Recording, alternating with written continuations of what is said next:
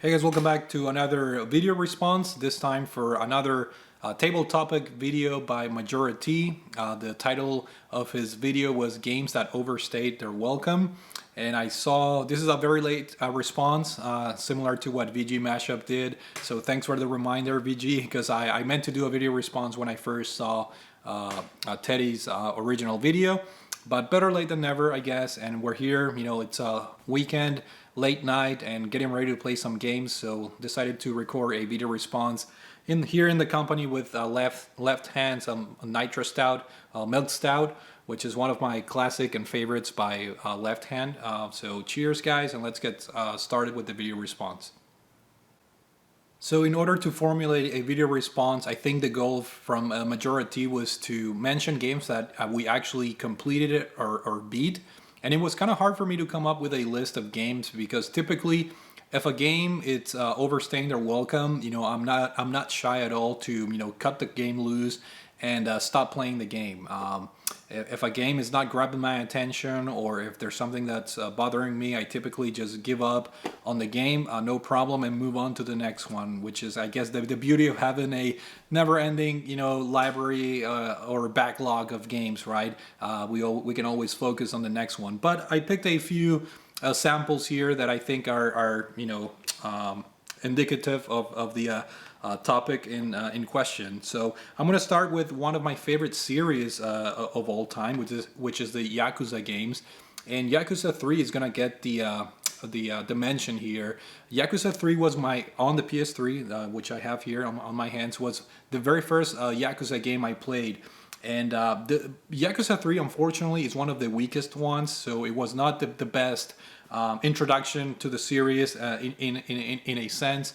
Yakuza 3 unfortunately has a lot of highs and lows in the game, and the lows are, you know, areas in the game where the story is just not very interesting, and it's kind of like dragging along a little bit too much. And Yakuza 3, it's also another game where, you know, Kiryu is the only character.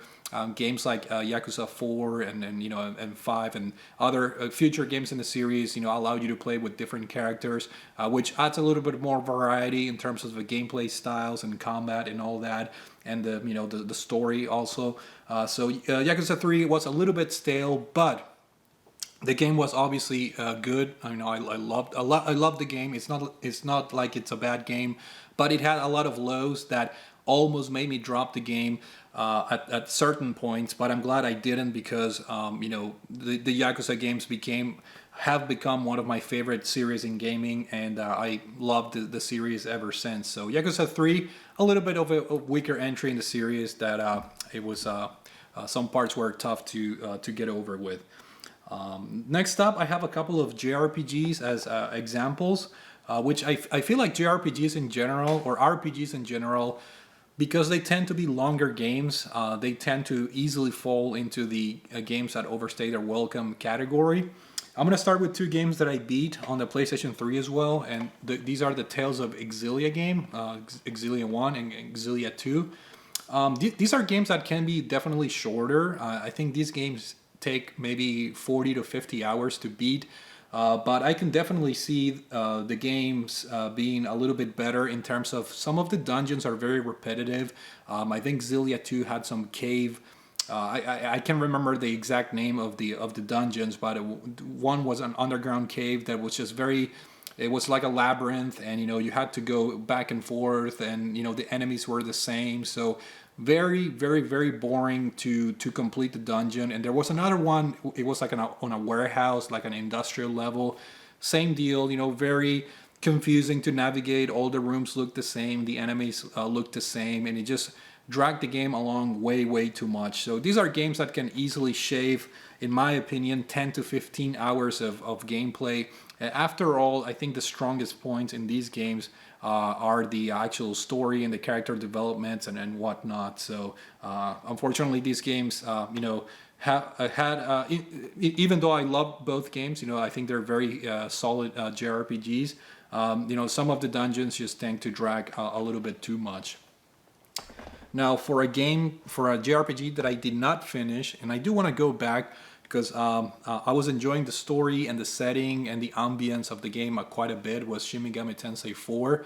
But similarly to Tales of Exilia 1 and 2, which I use as an example, some of the dungeons are just a little bit on the bland side, which is unfortunate. I put a lot of hours in this game. I want to say 20 to 25 hours, so I made really good progress.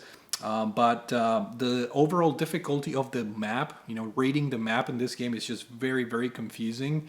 And I just kind of lost track of where I was supposed to go.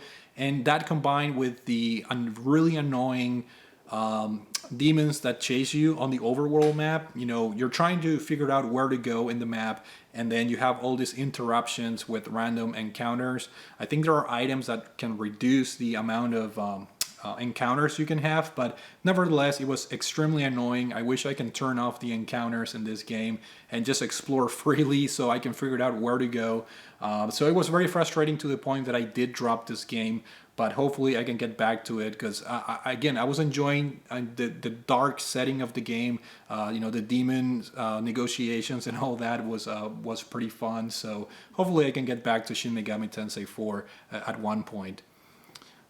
This is a game that I actually beat a long time ago, and the Professor Layton games, I think they also have a little bit of an overstaying their welcome.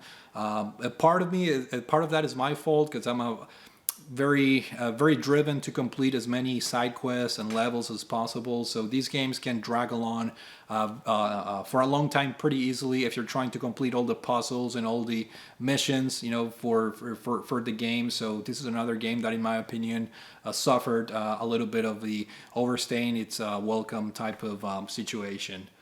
And last but not least, I'm going to go with Halo, the first Halo game, part of the Master Chief Collection. I never owned an original Xbox game, so one of my goals was to explore, what better way to get acquainted with Microsoft's console and gaming offerings than to play the, staple franchise for Microsoft, which is the Halo games. And typically I like to go in order, play the games from the first to last. So obviously I tried Halo Combat Evolved, which is the first one. And in fact, there's a remake for that is part of this, collection here. And unfortunately, I made it, I want to say maybe halfway through the game. And I don't know if it was a combination of kind of like the old school mechanics. Not even the remake aspects of the game were helpful enough for me to remain interested in completing the game. But it's one of those things that I can always go back. But in my opinion, it was a little bit of a too much of a long first-person shooter. The levels were a little bit too long, the enemies and so forth, which is a shame because right now I started playing Halo Infinite a couple days ago, and I'm actually enjoying it so far. That's the latest offering in the Halo universe. So I definitely want to go back and explore the Halo games, but the very first game was not a very good start for me with the Halo franchise. But those are a couple of selected, examples that I chose for you guys. Make sure you check out Majora T's original table topic video. So thank you guys for watching, and I will see you all later. Cheers, and have a good weekend.